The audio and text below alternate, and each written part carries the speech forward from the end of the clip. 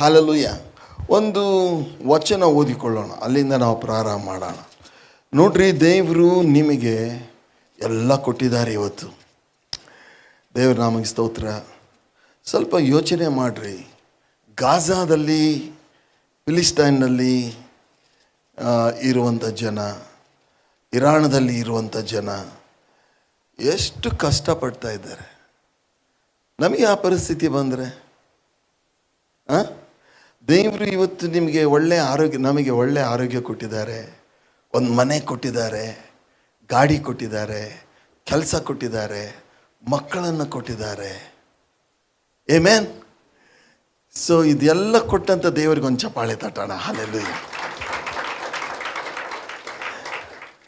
ಅದೇ ಸಮಯದಲ್ಲಿ ಇಬ್ರಿಯರಿಗೆ ಬರೆದ ಪತ್ರಿಕೆ 12ನೇ ಅಧ್ಯಾಯ ಹಾಗೂ 15ನೇ ವಚನದಿಂದ ಓದಿಕೊಳ್ಳೋಣ. 12:14 ಎಲ್ಲರ ಸಂಗಡ ಸಮಾಧಾನದಿಂದಿರುವುದಕ್ಕೂ ಪರಿಶುದ್ಧತೆಯನ್ನು ಹೊಂದುವುದಕ್ಕೂ ಪ್ರಯತ್ನ ಮಾಡಿರಿ. ಪರಿಶುದ್ಧತೆ ಇಲ್ಲದೆ ಯಾವನು ಕರ್ತನನ್ನು ಕಾಣುವುದಿಲ್ಲ. ನಿಮ್ಮಲ್ಲಿ ಯಾವನಾದರೂ ದೇವರ ಕೃಪೆಗೆ ತಪ್ಪಿ ಹಿಂಜರಿಯದಂತೆ ಯಾವ ವಿಷವುಳ್ಳ ಬೇರು ನಿಮ್ಮಲ್ಲಿ ಚಿಗುರಿ ಅಸಮಾಧಾನವನ್ನು ಹುಟ್ಟಿಸಿ ಸಭೆಯವರನ್ನು ಕೆಡಿಸದಂತೆ ಯಾವ ಜಾರನಾಗಲಿ ಏಸಾವನಂತ, ಒಂದ್ಸರಿ ಹೇಳ್ರಿ, ಏಸಾವನಂತ ಪ್ರಾಪಂಚಿಕನಾಗಲಿ ನಿಮ್ಮಲ್ಲಿ ಇರದಂತೆ ಜಾಗೃತಿಯಿಂದ ನೋಡಿಕೊಳ್ಳಿರಿ. ಆ ಏಸಾವನು ಒಂದೇ ಒಂದು ಊಟಕ್ಕೋಸ್ಕರ ತನ್ನ ಚೊಚ್ಚಲುತನದ ಹಕ್ಕನ್ನು ಕೊಟ್ಟುಬಿಟ್ಟ ಅಂತ. ಏಸಾವನ್ನು ಇದ್ದ ಯಾಕೋಬನ ಅಣ್ಣ. ಏಸಾವನಿಗೆ ಚೊಚ್ಚಲುತನದ ಹಕ್ಕು ಇತ್ತು. ಅಂದರೆ ಚೊಚ್ಚಲು ಮಕ್ಕಳ ಮೇಲೆ ದೊಡ್ಡ ಒಂದು ಆಶೀರ್ವಾದ ಇರುತ್ತೆ, ದೇವರದು ದೊಡ್ಡ ಆಶೀರ್ವಾದ ಏಸಾವನ ಮೇಲೆ ಬರಬೇಕಿತ್ತು. ಏಸಾವನ ಮೂಲಕ ಅನೇಕ ರಾಷ್ಟ್ರಗಳು ಬರಬೇಕಿತ್ತು. ಏಸಾವನ ಸಂತಾನದಲ್ಲಿ ಯೇಸು ಸ್ವಾಮಿ ಹುಟ್ಟಿ ಬರಬೇಕಿತ್ತು. ಲೋಕ ರಕ್ಷಕ ಅಲ್ಲಿ ಹುಟ್ಟಿ ಬರಬೇಕಾಗಿತ್ತು. ಆದರೆ ಏಸಾವ ಏನು ಮಾಡಿದ ಅಂತ ಹೇಳಿದ್ರೆ, ನಮ್ಮ ಇಂಗ್ಲೀಷಲ್ಲಿ ನಾವು ಹೇಳ್ತೀವಲ್ಲ, ಈ ಆಶೀರ್ವಾದವನ್ನು he said, I don't care. ಹೇಳ್ರಿ, ಏಸಾವ ಏನು ಹೇಳಿದ? I don't care. ಪ್ರಿಯ ಸಹೋದರಿ, ಇವತ್ತು ದೇವರು ನಮಗೆ ಆಶೀರ್ವಾದ ಕೊಟ್ಟಿದ್ದಾರೆ, ಮನೆ ಕೊಟ್ಟಿದ್ದಾರೆ, ಸಮಯ ಕೊಟ್ಟಿದ್ದಾರೆ, ಮಕ್ಕಳನ್ನು ಕೊಟ್ಟಿದ್ದಾರೆ, ಕೆಲಸ ಕೊಟ್ಟಿದ್ದಾರೆ, ಆರೋಗ್ಯ ಕೊಟ್ಟಿದ್ದಾರೆ. ದೇವರ ಕರೆ, ದೇವರ ಕೆಲಸ ಎಷ್ಟೊಂದು ನಮಗಿದೆ. ದೇವರು ಇದನ್ನೆಲ್ಲ ಕೊಟ್ಟಿದ್ದಾರೆ. ಆದರೆ ಯಾವುದೋ ಒಂದಕ್ಕೋಸ್ಕರ ನಾವು ಏಸಾವನಿಗೆ ಹೇಳ್ತೇವೆ, I don't care. We don't care. ದೇವರು ದೇವ್ರು ಮನೆ ಕೊಟ್ಟಿದ್ದಾರೆ, ದೇವರಿದ್ದಾರೆ. ದೇವರಿಗೆ ನಮ್ಮನ್ನು, today I am speaking to you about commitment and dedication. ಪ್ರಿಯರೇ, ನಾವೆಲ್ಲರೂ ವಿ ಆರ್ ಆಲ್ ಕಮಿಟೆಡ್. ನಾವು ಏನಂದರೆ ಬದ್ಧರಾಗಿದೆ. ನಾವು ನಡ್ಕೊಳ್ಳುವುದಕ್ಕೆ, ಇನ್ನೊಬ್ಬರ ವಿಷಯದಲ್ಲಿ, ದೇವರ ವಿಷಯದಲ್ಲಿ ನಡ್ಕೊಳ್ಳೋದಕ್ಕೆ ಬದ್ಧರಾಗಿದ್ದೇವೆ ಅಥವಾ committed. V cannot say I don't care. Blessing ಇದೆ, ಐ ಡೋಂಟ್ ಕೇರ್. ಜಾಬ್ ಇದೆ, ಐ ಡೋಂಟ್ ಕೇರ್. ಗಂಡ ಇದ್ದಾನೆ, ಹೇಳ್ರಿ, ಐ ಡೋಂಟ್ ಕೇರ್. ಹೆಂಡತಿ ಇದ್ದಾಳೆ, ಐ ಡೋಂಟ್ ಕೇರ್. ಚರ್ಚ್ ಇದೆ, ಹೇಳ್ರಿ, ನಾವು ಮಾತಾಡೋಣ, ಐ ಡೋಂಟ್ ಕೇರ್. ಏಸಾವನು ಮಾಡಿದ್ದೇನಂತ ಹೇಳಿದ್ರೆ, ದೇವರ ಆಶೀರ್ವಾದ, ದೇವರು ಕೊಟ್ಟ ಸಂಗತಿಗಳಿಗೆ ಅವನು ಹೇಳಿರೋ ಮಾತೇನೆಂದರೆ ಐ ಡೋಂಟ್ ಕೇರ್. ಮುಂದೆ ಏನಾಯ್ತು ನೋಡ್ರಿ, ಏನಂತ ಹೇಳಿದ್ರೆ, ಏಸಾವನಂತ ಪ್ರಾಪಂಚಿಕನಾಗಲಿ ನಿಮ್ಮಲ್ಲೇ ಇರದಂತೆ ಜಾಗೃತಿಯಿಂದ ನೋಡಿಕೊಳ್ಳಿರಿ. ಆ ಏಸಾವನು ಒಂದೇ ಒಂದು ಊಟಕ್ಕೋಸ್ಕರ ತನ್ನ ಚೊಚ್ಚಲುತನದ ಹಕ್ಕನ್ನು ಕೊಟ್ಟು ಬಿಟ್ಟನು. ಅಲ್ಲಿಗೆ ಮುಗೀತ ಕತೆ. ಇವರು ಇಬ್ರಿಯರಿಗೆ ಬರೆದ ಪತ್ರಿಕೆ ಅವರು ಮುಂದಿನ ಕಥೆಯನ್ನು ಎಲ್ಲಿಂದ ಕಂಡುಕೊಂಡ್ರೋ ನನಗೆ ಗೊತ್ತಿಲ್ಲ. ಆ ಮುಂದಿನ ಕತೆ ನೋಡ್ರಿ ಏನಂತೆ. ಅನಂತರದಲ್ಲಿ ತನ್ನ ತಂದೆ ಆಶೀರ್ವಾದವನ್ನು ಬಾಧ್ಯವಾಗಿ ಹೊಂದಬೇಕೆಂದು ಕಣ್ಣೀರು ಸುರಿಸಿದ. ಹಳೆ ಒಡಂಬಡಿಕೆಯಲ್ಲಿ ಇಲ್ಲ ಅವನು ಕಣ್ಣೀರು ಸುರಿಸಿದ ಅಂತ. ಬಟ್ ಇಲ್ಲೇನು ಬರೆದಿದೆ ಅಂದರೆ ಏಸಾವ ಆಮೇಲೆ ಆನಂತರ ಕಣ್ಣೀರು ಸುರಿಸಿದ ಅಂತ. ಪ್ರಿಯರೇ, ಇವತ್ತು ನಮಗೆ ದೇವರು ಎಲ್ಲ ಕೊಟ್ಟಿದ್ದಾರೆ. ಇವತ್ತು ನಾವು ನಮ್ಮೊಳಗೆ ಬದ್ಧತೆ, ಕಮಿಟ್ಮೆಂಟ್ ಇಲ್ಲ ಅಂತ ಹೇಳಿದ್ರೆ ಆ ನಂತರದಲ್ಲಿ ಕಣ್ಣೀರು ಸುರಿಸೋದು guarantee.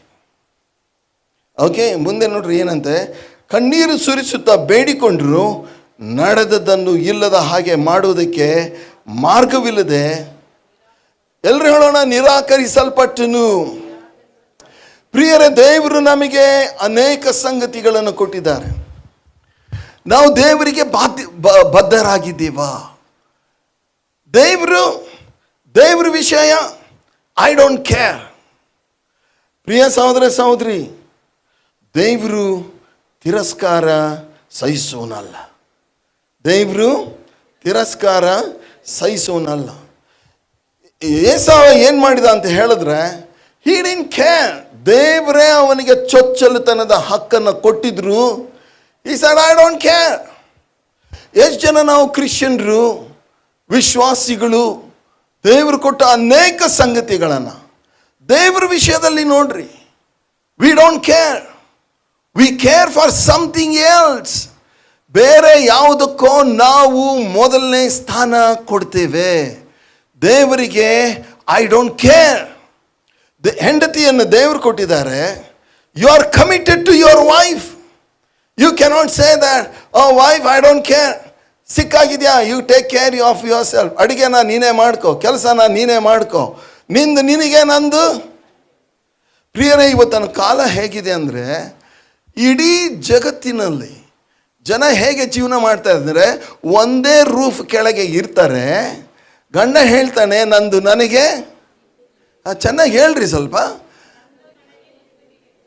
This is not Christian life. ದೇವರು ಹೆಂಡತಿ ಕೊಟ್ಟಿದ್ದಾನ, you are committed to your wife. ದೇವರು ಗಂಡನನ್ನು ಕೊಟ್ಟಿದ್ದಾನ, you are committed to your husband. ನನಗೆ ಸ್ವಾತಂತ್ರ್ಯ ಇಲ್ವಾ? ನನ್ನ ಮನಸ್ಸಿಗೆ ಬಂದದ್ದು ನಾನು ಮಾಡ್ತೀನಿ. You cannot say that. We cannot say that. ದೇವರು ಕೊಟ್ಟಿದ್ದನ್ನು ತಿರಸ್ಕಾರ ಮಾಡೋಕ್ಕೆ ಐ ಡೋಂಟ್ ಕೇರ್ ಅಂತ. ದೇವರು ಹೆಂಡತಿಯನ್ನು ಕೊಟ್ಟಿದ್ದು ದೇವರು, ಗಂಡನನ್ನು ಕೊಟ್ಟಿದ್ದು ದೇವರು, ಮಕ್ಕಳನ್ನು ಕೊಟ್ಟಿದ್ದಾರಲ್ಲ ದೇವರು ಕೊಟ್ಟಿದ್ದಾರೆ. ಕೆಲವರು ಹೆಂಡತಿಯನ್ನು ಹೇಗೆ ಟ್ರೀಟ್ ಮಾಡ್ತಾರೆ, ನಾನು ನಮ್ಮೂರ ಕಡೆಗೆ ನೋಡಿದ್ದೀನಿ. ಒಬ್ಬ ಗೌಡ ದೋತ್ರ ಉಟ್ಕೊಂಡು ಒಳ್ಳೆ ಮೀಸೆ ಬಿಟ್ಕೊಂಡು ದೋತ್ರ ಇಟ್ಕೊಂಡು ಹೋಗ್ತಾ ಇರ್ತಾರೆ. ಆ ಹೆಂಡತಿ ಒಂದು ಟ್ರಂಕ್ ಇಟ್ಕೊಂಡು, ಒಂದು ಮಗು ಹಿಡ್ಕೊಂಡು, ಇನ್ನೊಂದು ಕೈಯಲ್ಲಿ ಇನ್ನೊಂದು ಮಗು ಹಿಡ್ಕೊಂಡು ಒದ್ದಾಡ್ಕೊಂಡು ಹೋಗ್ತಾ ಇರ್ತಾಳೆ. What a commitment! What a commitment! ಅದು ಅವನ ಹೆಂಡತಿನೋ ಕತ್ತೆನೋ? ಕತ್ತೆ ಏನು ಮಾಡುತ್ತೆ ಗೊತ್ತಾ? ಎಲ್ಲ ಭಾರ ಹೊರತೆ. ಇವನಿಗೆ ಇದ್ದದ್ದು ಹೆಂಡತಿನೋ ಕತ್ತೆನೋ? ಪ್ರಿಯ ಸಹೋದರ ಸಹೋದರಿ, ಯು ಆರ್ ರಿಸ್ಪಾನ್ಸಿಬಲ್. ನಮಗೆ ಕಮಿಟ್ಮೆಂಟ್ ಅನ್ನೋದಿದೆ, ನಮಗೆ ಬದ್ಧತೆ ಇದೆ. ನಾವು ನಡ್ಕೊಳ್ಳಬೇಕಾದ ರೀತಿ ದೇವರು ನಮಗೆ ದೇವರ ವಾಕ್ಯದಲ್ಲಿ ತೋರಿಸಿ ಕೊಟ್ಟಿದ್ದಾರೆ. ಆಮೆನ್. ಹಾಲೆಲ್ಲ ನಾನು ಮೊದಲೇ ಹೇಳಿದೆ ಇವತ್ತಿಂದ ಹಾಗಲಕಾಯಿ ಪಲ್ಯ ಅಂತ. ಪ್ರಿಯ ಸಹೋದರ ಸಹೋದರಿ, ಏಸಾವ ಏನು ಹೇಳ್ತಾ ಇದೆ ಅಂದರೆ ಐ ಡೋಂಟ್ ಕೇರ್. ಇನ್ನೊಂದು ಕತೆ ನೋಡೋಣ ತಡ್ರಿ.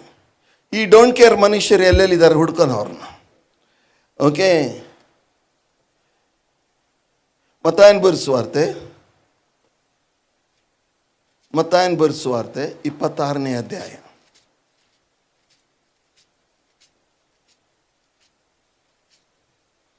ಮತ್ತಾಯ 26 ಮತ್ತು 14ರಿಂದ ಓದಿಕೊಳ್ಳೋಣ. ಮತ್ತಾಯ 26:14. ಆಮೇಲೆ 12 ಮಂದಿ ಶಿಷ್ಯರಲ್ಲಿ ಒಬ್ಬನಾದ ಇಸ್ಕರಿಯೋತ್ ಯೂದನೆಂಬವನು ಮಹಾಯಾಜಕರ ಬಳಿಗೆ ಹೋಗಿ, ನಾನು ಅವನನ್ನು ನಿಮಗೆ ಹಿಡುಕೊಟ್ಟರೆ ನನಗೆ ಏನು ಕೊಡುತ್ತೀರಿ ಅಂದನು. ಅವರು ಅವನಿಗೆ 30 ರೂಪಾಯಿ ತೂಗಿ ಕೊಟ್ಟರು. ಅಂದಿನಿಂದ ಅವನು ಆತನನ್ನು ಹಿಡ್ಕೊಡುವುದಕ್ಕೆ ಅನುಕೂಲವಾದ ಸಮಯವನ್ನು ನೋಡುತ್ತಿದ್ದನು. ಯೂದ ಯಾರೀ ಯೂದ? ಶಿಷ್ಯರಲ್ಲಿ ಒಬ್ಬನು.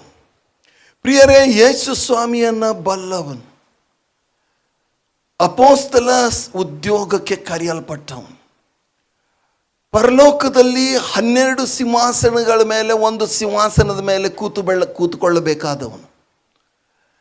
ಅವನ ಕೈಯಿಂದ ಅನೇಕ ದೆವ್ವಗಳು ಹೊರಗೆ ಬರಬೇಕಾಗಿತ್ತು.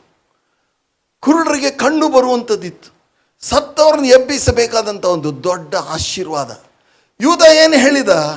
ಏಸಾವ್ ಹೇಳಿದ್ದನ್ನೇ ಹೇಳಿದ. ಏನು ಹೇಳಿದ ಹೇಳ್ರಿ? ಸ್ವಲ್ಪ ಗಟ್ಟಿಯಾಗಿ ಹೇಳ್ರಲ್ಲ. I don't care. ಪ್ರಿಯರೇ, ದೇವರು ಇವತ್ತು ನಿಮಗೂ ನನಗೆ ಕೊಟ್ಟಿದ್ದಾರೆ. ನಾವು ಐ ಡೋಂಟ್ ಕೇರ್ ಅಂತ ಹೇಳಿದ್ರೆ ನಂತರದಲ್ಲಿ ಬಹಳವಾಗಿ ಪಶ್ಚಾತ್ತಾಪ ಪಟ್ಟರು, ನಂತರದಲ್ಲಿ ನಿರಾಕರಿಸಲ್ಪಟ್ಟರು ಅಂತ ದೇವರ ವಾಕ್ಯದಲ್ಲಿ ಹೇಳುತ್ತೆ. We are committed. 27ನೇ ಅಧ್ಯಾಯಕ್ಕೆ ಹೋಗೋಣ. 27ನೇ ಅಧ್ಯಾಯ ಹಾಗೂ 1ನೇ ವಚನದಿಂದ. ಬೆಳಗಾಗಲು ಎಲ್ಲ ಮಹಾಯಾಜಕರು ಜನರ ಹಿರಿಯರು ಯೇಸುವನ್ನು ಕೊಲ್ಲಿಸಬೇಕೆಂದು ಆಲೋಚನೆ ಮಾಡಿಕೊಂಡು ಆತನನ್ನು ಕಟ್ಟಿಸಿ ತೆಗೆದುಕೊಂಡು ಹೋಗಿ ದೇಶಾಧಿಪತಿಯಾದ ಪಿಲಾತನಿಗೆ ಒಪ್ಪಿಸಿದರು.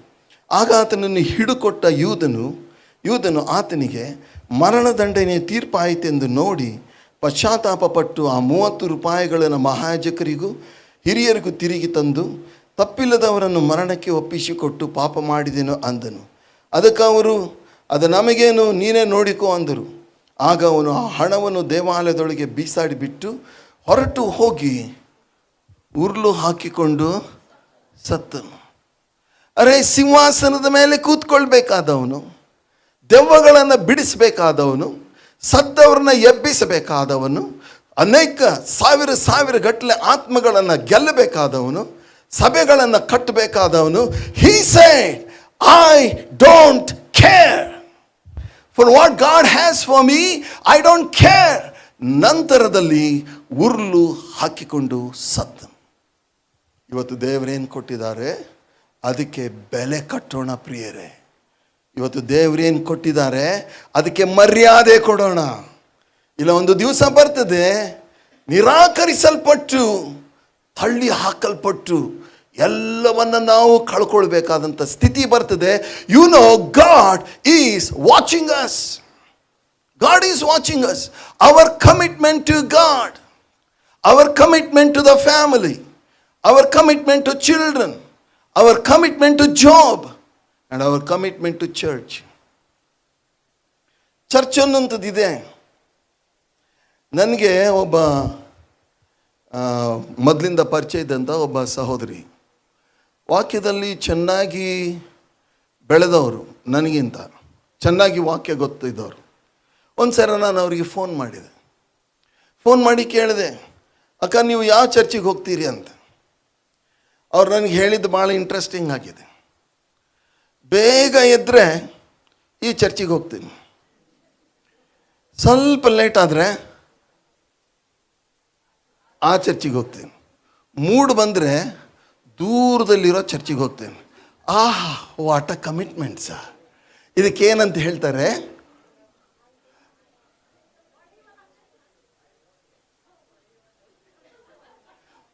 ಹೊಳೆಯುವ ನಕ್ಷತ್ರ ಅಲ್ಲಮ್ಮ, ಅಲೆಯುವ ನಕ್ಷತ್ರ. ಇದಕ್ಕೆ ಕಮಿಟ್ಮೆಂಟ್ ಅಂತಾರೆ ಒಂದು ಸಭೆ ಇದೆ, ಒಂದು ಸಭೆಯಲ್ಲಿ ದೇವರೇ ನಿಮ್ಮನ್ನು ಇಟ್ಟಿದ್ದಾರೆ. ಒಂದು ವೇಳೆ ದೇವರು ನಿಮ್ಮನ್ನು ಇಟ್ಟಿದ್ರೆ ಪ್ರಿಯರೇ, in the church we do not have spectators. ಚರ್ಚಲ್ಲಿ ಪ್ರೇಕ್ಷಕರಿಲ್ಲ, ಚರ್ಚಲ್ಲಿ ಪಾರ್ಟಿಸಿಪೆಂಟ್ ಇದ್ದಾರೆ. ಇವೊಂದು ನಿನ್ನೆ VBSನ ಒಂದು ವಾರ ನಡೆಸ್ತಾ ಇದ್ರೆ ಬಂದವರೆಲ್ಲ ಪಾರ್ಟಿಸಿಪೆಂಟ್ಸ್. ಕೆಲವರು ಚರ್ಚಿಗೆ ಹೇಗೆ ಬರ್ತಾರೆ ಗೊತ್ತಾ? ಚರ್ಚಿಗೆ ಏನಕ್ಕೆ ಬರ್ತಾರೆ?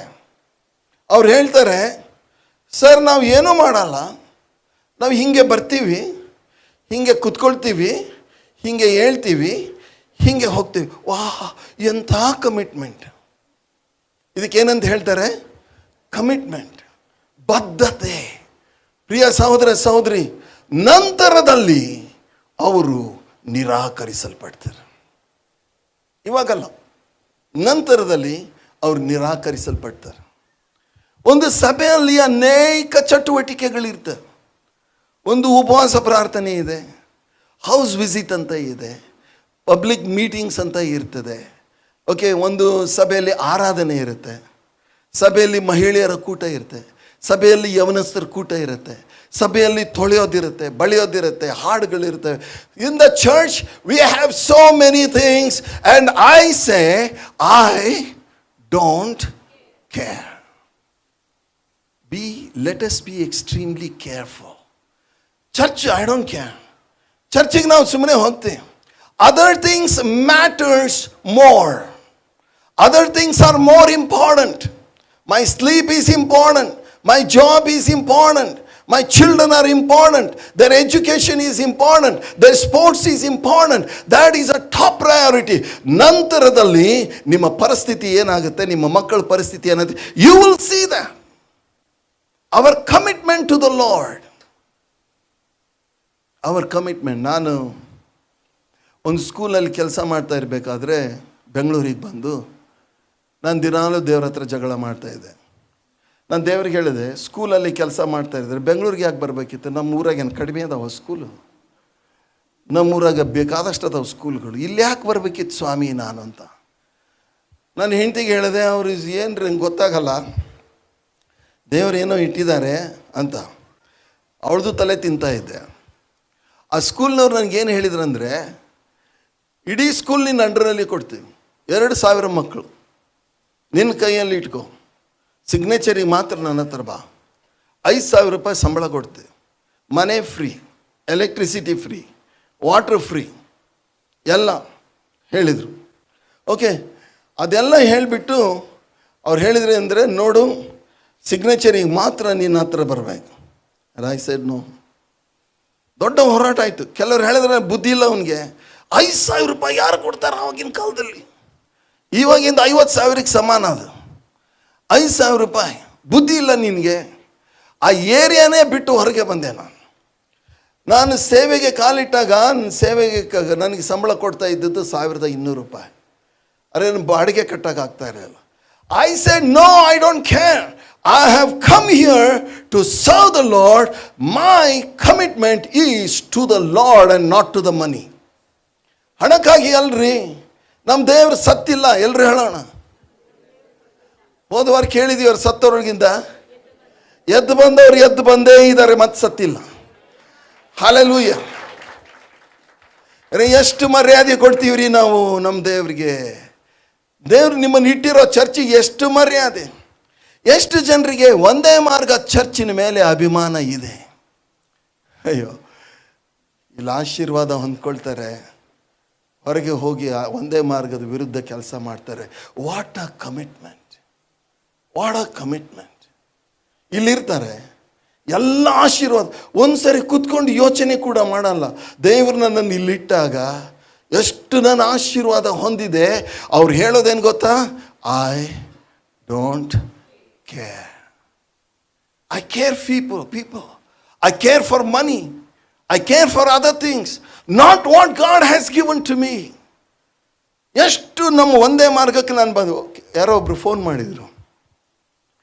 ಅವ್ರು ಹೇಳಿದ್ರು ಏನಂದರೆ, ಬ್ರದರ್ ಪಾಸ್ಟರ್, ನಾವು ಬೆಂಗಳೂರಿಗೆ ಬರ್ತಾ ಇದ್ದೀವಿ, ನಮಗೊಂದು ಒಳ್ಳೆ ಚರ್ಚ್ ನೋಡಿ. ನಾ ಕೂತ್ಕೊಂಡು ಯೋಚನೆ ಮಾಡಿದ್ದೆ, ನನ್ನ ಚರ್ಚಲ್ಲಿ AC ಇಲ್ವಾ? ನನ್ನ ಚರ್ಚಲ್ಲಿ ಸೌಂಡ್ ಪ್ರೂಫ್ ಇಲ್ವಾ? ನನ್ನ ಚರ್ಚಲ್ಲಿ ಒಳ್ಳೆ ಯೂತ್ಸ್ ಇಲ್ವಾ ಹಾಡೋರು? ಅದನ್ನು ಬಿಟ್ಟು ಆ ಅಪ್ಪ ನಾನು ಕೇಳ್ದೆ, ಆ ಹುಡುಗ ನಂಗೆ ಕೇಳ್ತಾ, ಹುಡುಗಿ ಕೇಳ್ತಾ ಇದೆ ಅಂದರೆ, ನಮಗೊಂದು ಎಂಥ ಚರ್ಚ್ ಬೇಕು ಕೇಳಿದೆ. ಪಾಶ್ ಇರಬೇಕು, ದೊಡ್ಡದಿರಬೇಕು, ಭಾಳ ಜನ ಇರಬೇಕು, ಒಳ್ಳೆ ಮ್ಯೂಸಿಕ್ ಇರಬೇಕು. ನಾನು ಕೋಪ ಮಾಡ್ಕೊಳ್ಳಿಲ್ಲ. ನಾನು ಹೇಳಿದೆ, ಇದಾವಂಥ ಚರ್ಚ್ಗಳಿದ್ದಾವೆ ಅಂತ ಕೆಲವೊಂದು ಹೆಸರು ಕೊಟ್ಟೆ. ನೀವು ಯಾವ ಏರಿಯಾ ನಿಮಗೆ ಸಮೀಪ ಇರೋ ಇಂಥ ಚರ್ಚಲ್ಲಿ ನೀವು ಹೋಗಿ ಅಲ್ಲಿ ವಾಕ್ಯ ಕೇಳ್ರಿ. ಯಾಕೆಂದರೆ ವಾಕ್ಯ ಕೇಳೋಕ್ಕೆ ಯಾವುದೋ ಚರ್ಚಿಗೆ ಹೋಗ್ತಾರೆ, ಅವ್ರೇನು ಬಾರ್ ಆ್ಯಂಡ್ ರೆಸ್ಟೋರೆಂಟ್ ಕೇಳಿಲ್ಲ, ಚರ್ಚ್ ಕೇಳೋರೆ ಚರ್ಚಿಗೆ ಹೋಗ್ರಿ ಅಂತ ನಾನು ಹೇಳಿದೆ. ಇನ್ನೊಬ್ಬರು ನನಗೆ ಭೇಟಿಯಾಗಿದ್ರು. ಅವ್ರು ಹೇಳಿದ್ರು, ಬ್ರದರ್ ನಾವು ಇಂಥ ಊರಿಗೆ ಹೋಗ್ತಾ ಇದ್ದೇವೆ, ಅಲ್ಲಿ ನಿಮಗೇನಾದರೂ ಚರ್ಚ್ ಗೊತ್ತಿದೆಯಾ? ಗೊತ್ತಿದೆ. ನಾನು ಹೇಳಿದೆ, ಎಂಥ ಚರ್ಚ್ ಬೇಕು? ನಾನು ಹೇಳಿದೆ, ದೊಡ್ಡ ದೊಡ್ಡ ಚರ್ಚ್. ಜನ ಯಾವಾಗಲೂ ದೊಡ್ಡ ದೊಡ್ಡ ಚರ್ಚ್ ಕೇಳ್ತಾರೆ. ಅಂದರೆ ಹೆಂಗಿರ್ಬೇಕಂದ್ರೆ, ಹೋಗಿ ಸ್ಟೈಲಾಗಿ ಕೂತ್ಕೊಂಡು ಸ್ಟೈಲಾಗಿ ವಾಕ್ಯ ಕೇಳಿ, ಸ್ಟೈಲಾಗಿ ಆರಾಧನೆ ಮಾಡಿ, ಸ್ಟೈಲಾಗಿ ಮನೆಗೆ ಹೋಗೋದು.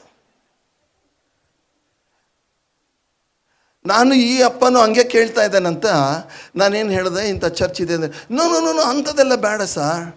ಬಡ ಚರ್ಚ್ ಇರಬೇಕು, ಪಾಸ್ಟರ್ ಬಡವ್ರು ಇರಬೇಕು, ಆ ಚರ್ಚ್ ಬೀಳ್ತಾ ಇರಬೇಕು, ಅಲ್ಲಿ ಜನ ಇರಲಿಕ್ಕಿಲ್ಲ, ನಾನಲ್ಲಿ ಹೋಗಬೇಕು, ನಾನು ಹೋಗಿ ಆ ಚರ್ಚ್ ಕಟ್ಟಬೇಕು, ನಾನು ಹೋಗಿ ಅಲ್ಲಿ ಆಶೀರ್ವಾದ ಆಗಬೇಕು. ಅಂಥದ್ದು ಏನಾದರೂ ಚರ್ಚ್ ಇದ್ರೆ ಹೇಳ್ರಿ ಅಂತ ಹೇಳಿದ್ರಿ, ಇನ್ನೊಂದು ಚಪ್ಪಾಳೆ ತಟ್ರಿ ಅವ್ರಿಗೆ. ನಾನು ಅಂದ್ಕೊಂಡೆ ಇಂಥವ್ರು ಇದ್ದಾರೆ, ಲೋಕದಲ್ಲಿ ಇದ್ದಾರೆ. ಪ್ರಿಯರೇ, ನನ್ನಿಂದ ಒಂದೇ ಮಾರ್ಗಕ್ಕೆ ಏನಾದರೂ ಆಗಿದೆಯಾ? ಒಂದೇ ಮಾರ್ಗದಿಂದ ನಮಗೆ ಏನಾಗಿದೆ, ಎಷ್ಟು ಇಂಪಾರ್ಟೆಂಟು, ಅದಕ್ಕಿಂತ ಇಂಪಾರ್ಟೆಂಟು ನನ್ನಿಂದ ಒಂದೇ ಮಾರ್ಗಕ್ಕೆ ಏನಾಗಿದೆ.